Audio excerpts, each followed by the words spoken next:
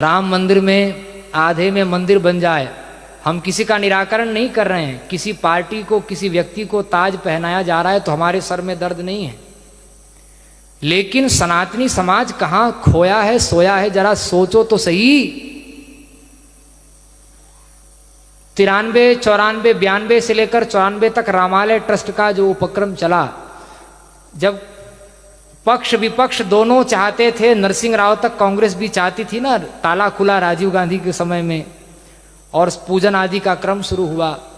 हम किसी का नाम, किसी का पक्ष विपक्ष, हम तो सनातन धर्म की बात कर रहे हैं, जिसको जो करना हो सो करता रहे। जब आप भी चाहते थे, जिस समय आप पक्ष में थे, जिस समय आप विपक्ष में थे, जब दोनों लोग चाहते थे, नरसिंह राव ने रामालय ट्रस्ट बनाई और कहा कि बाहर से कहा कि मंदिर बनाना है, अंदर से गुरुदेव को कहा कि आधा आधा हो जाए मंदिर मस्जिद।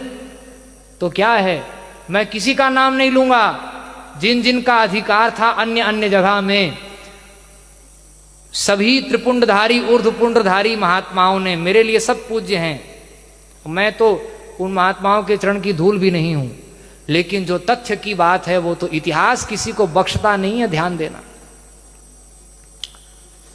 इतिहास निरावरण होता है। बड़े बड़े महात्माओं ने कह दिया बाहर से कि मंदिर ही बनेगा, अंदर से गुरुदेव ने पूछा खुल के बताओ मंदिर मस्जिद की बात होगी तो अगर जिस दिन मस्जिद की बात आई उस दिन सरकार गिराने के लिए सबसे पहला प्रचार फिर मैं करूंगा, गुरुदेव ने कहा। सबने हस्ताक्षर किया, केवल और केवल पुरी के शंकराचार्य जी ने कहा कि आधे में मंदिर आधे में मस्जिद, ये काला बाजारी नहीं चलेगी, बनेगा तो भगवान का मंदिर बनेगा। एक दुष्ट आतंकवादी धर्मद्रोही को पुरी का शंकराचार्य बनाकर फिर घुमाया। उस समय धर्म सत्ता के, राजनीतिक सत्ता के ठेकेदारों ने घुमाया, उसको पोषण दिया, आज भी पोषण दिया जा रहा है, लेकिन उसी से सबका विनाश होगा, ये भी ध्यान रखिए। कोई ना कोई तो निमित्त चाहिए। सीता जी का हरण नहीं होता तो रावण थोड़ी मरता। देवकी के केश न पकड़े होते कंस ने, जब तक घर में हमला नहीं होता तब तक भगवान भी सक्रिय नहीं होते हैं। घर में हमला हुआ है तो सबको ठिकाने लगाने का अवसर प्रकृति उत्पन्न करी, अभी धैर्य धारण करिए। ये तो शंकर की गद्दी है, ये तो हर हर बम बम की गद्दी है, कहां जाएंगे भाग कर। नकली आतंकवादियों को आचार्य जगत गुरु बनाकर देश विदेश में घुमाया गया। सिलचर में पुरी के शंकराचार्य को उड़ाने के लिए मंच पर बम लगाया गया। गोधरा कांड में जब जा रहे थे पत्रकारों को मना कर दिया गया कि कोई शंकराचार्य नहीं आया, ऐसा ही छापो। पूरी की पूरी ट्रेन उड़ाने की योजना बनी, ट्रेन में बम लगा। फिर जनरल में दूसरी ट्रेन पकड़कर पुरी के शंकराचार्य जी गए। राम मंदिर में हस्ताक्षर नहीं किया गया, अपहरण कराने का, मरवाने का। ये बात गुरुदेव बार बार मन से नहीं बोलते, आज हम कह रहे हैं। जितना एक सामान्य से सामान्य साधु पर अत्याचार हो सकता है, इन 30 वर्षों में कई राज्य की और केंद्र की सरकारों ने, और कोई पार्टी आज देश में राष्ट्रीय स्तर की ऐसी नहीं जिसने यह अत्याचार न किया। वो अड़े रहे। जब दोनों पक्ष विपक्ष की नियत मंदिर बनाने की थी तो ये 14 और 24 की बात नहीं, मैं सभी तथ्यों को ध्यान में रखकर बोल रहा हूं। अगर सचमुच में मंदिर की नियत थी तो कम से कम 30 साल पहले मंदिर में भगवान प्रतिष्ठित हो गए होते। पहले जो सत्ता में थे उन्होंने हिंदुओं को अटका के कि हम बनाएंगे, हम बनाएंगे, हम बनाएंगे, हिंदुओं को झुलाया उन्होंने। और मंदिर न बना के जब वोट बैंक बनाकर जब काम चलता था, वोट मिलता था, तब मंदिर न बना के उस समय के सत्ताधारियों ने वोट लिया। उसके बाद में रथ यात्रा हुई, उनकी टोकरी से इस राम मंदिर की गेंद को किसी और टोकरी में डाला गया।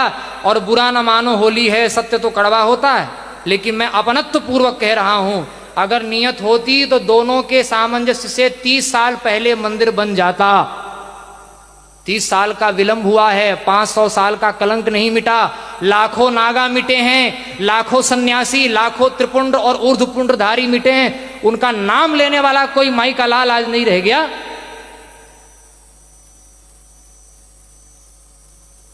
चरखा चलाने से आजादी मिली, कोर्ट के पर्चे भरने से राम मंदिर बन गया।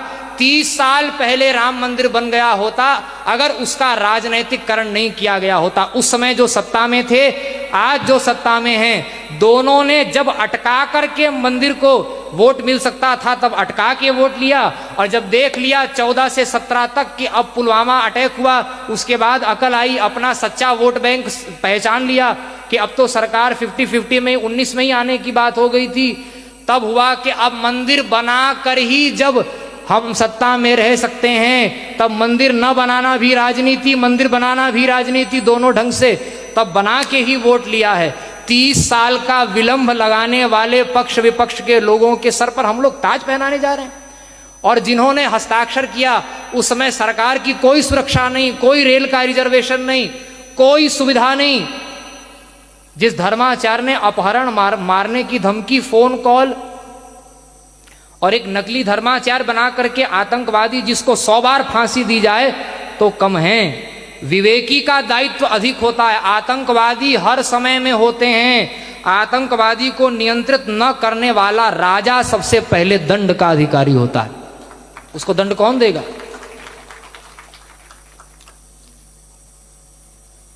मंदिर की नियत होती तो, लेकिन पूरा संत समाज विभोर है। हम भी विभोर हैं कि भगवान प्रतिष्ठित हो रहे हैं। खून के आंसू रोए हैं महात्मा, तब मंदिर बना है। चलो लाखों व्यक्तियों की शहादत का ताज अगर 1-2 लोगों के खोपड़ी में जा रहा है तो हमारे सिर में दर्द नहीं है। लेकिन भैया आप कितने भी गुणवान हो, मानस की वो बात याद रखिए, गुण सागर नागर नरजोऊ, क्या है, जोई अलप लोभ भल कहीं ना। इतना भी लोभ आ गया तो सारे गुण में आपने गुड़ गोबर कर लिया, चौंका लगा दिया। अब कोई बोलने वाला नहीं, किसी की हिम्मत नहीं है। लेकिन हम तो किसी की खीर खाए हैं नहीं, और इसीलिए ये पूरी पीठ का नाम सुन के लोग डरते हैं। कैसे दबे रहे, कैसे नकली लोग घूमते रहे थाईलैंड में, कितना बड़ा भी भगवा पहनने वाले मुख्यमंत्री कहीं बन जाएं और दाढ़ी बढ़ाने वाले प्रधानमंत्री कहीं बन जाएं। आतंकवादी शंकराचार्य बनकर घूम रहे हैं। इससे बढ़कर के देश में मैं सावधान करना चाहता हूं, वो दिन दूर नहीं है कि फिर इस देश में 2 और 3 प्रधानमंत्री घूमने लग जाएंगे। सावधान रहिए। जब जब महापुरुषों ने जो बात की है उसको जब जब उपेक्षा की है, तब साधु अवज्ञा कर फल ऐसा, जरई नगर अनाथ कर जैसा। कोई बचाने वाला नहीं मिलेगा। हम शासन कर रहे हैं ये भ्रम छोड़ दीजिए।